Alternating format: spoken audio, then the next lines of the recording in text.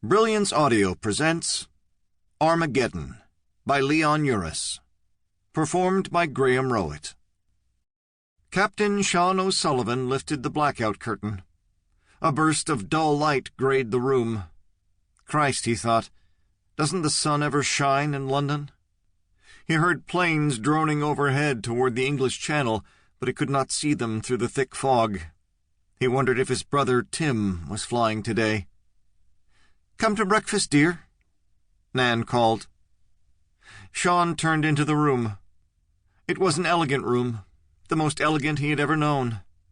The photograph on the mantel of Major G. Donald Milford stared down at him particularly harshly this morning. The dining area was an alcove of 3 angled windows affording a view over Bayswater Road to Kensington Gardens. It was so murky outside, the view had vanished. Nan Milford added to the opulence of the place in a silk and lace dressing gown. She put his jacket across the back of his chair and mentioned something or other about trying to remove a spot from the sleeve. Sean sipped the coffee, grimaced, made a mental note to bum some decent coffee from the cook. This British version of ersatz was unfit for consumption in the first place, and even worse when Nan got finished overboiling it. Nan looked pleasantly tired from love-making. She was sad because she had made love so intensely, and even sadder because she had fallen in love. She watched him with obvious adoration. "How is it that a handsome Irish brute like you never married?" "And give up all this?" "Do be serious for once, Sean." "The transposition of old country traditions to San Francisco, I guess." "And how many girls have chased you as I did, and how have you avoided them?" He was about to make a crack about playing it safe with married women, but thought better of it. A bachelor develops a sixth sense that tells him when his sanctity is about to be invaded. All sorts of built-in warning systems send up flares and rockets, and bells go off. She tweaked the end of his nose. "Please," she pleaded. "Why be serious?" Nan stiffened. She never got overtly angry, only straightened her back, glared, conveyed hurt. "I am sorry I asked." From time to time, Sean was suddenly reminded that Nan could be offended easily, that he had to treat her differently than other women he had known.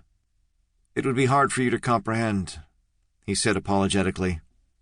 "Am I so without understanding?" "You've had certain advantages in your life that makes understanding impossible." "You speak as though I'm a terrible snob."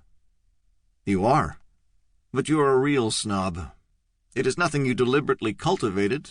The world is loaded with people trying to be snobs who just can't make the grade. A genuine, unvarnished snob is a creature to be revered." She liked to hear Sean talk his lovely gibberish. Of course, no man had ever spoken to her that way before. Dear, sweet Donnie sat where Sean sat now. My, what a difference.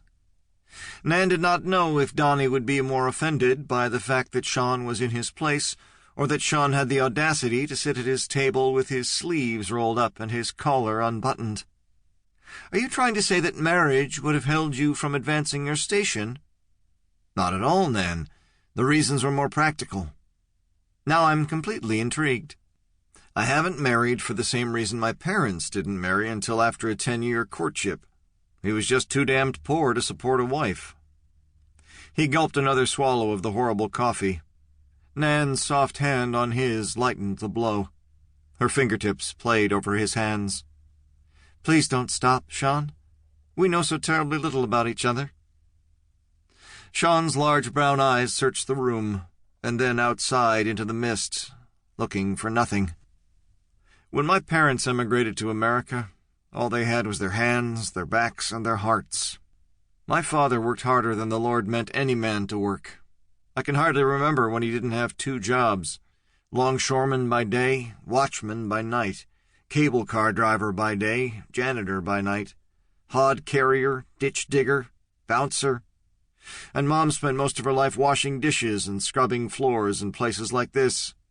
It makes me want to hurt you sometimes, and all the other Mrs. G. Donald Milfords whose toilets were cleaned by my mother." She squeezed his hand tightly to let him know she understood. My father always said he didn't come from the old country to raise 3 Irish cops for the San Francisco police force. His obsession was to put his sons through college. Work now, reward in heaven. He must be a remarkable man. Yes, he is, Sean answered. But one day his back gave out, and his heart almost gave out too. It was up to Mother to keep us alive. Up to me to get through college. I didn't quit. I made it through. Know how? Picking up $10 and $20 fighting preliminaries in little clubs around the Bay Area. One of them in San Francisco was called the Bucket of Blood. I was a good boxer, Nan. I didn't want to get hit in the face and have to explain the cuts and bruises to my mother. I fought under the name of Herskowitz, the Battling Yid. How's that? So the Lord was good. I got through Cal, and I went to my mother one day and said, "Mom, you don't have to scrub Mrs. G. Donald Milford's floors anymore. I'll take care of you."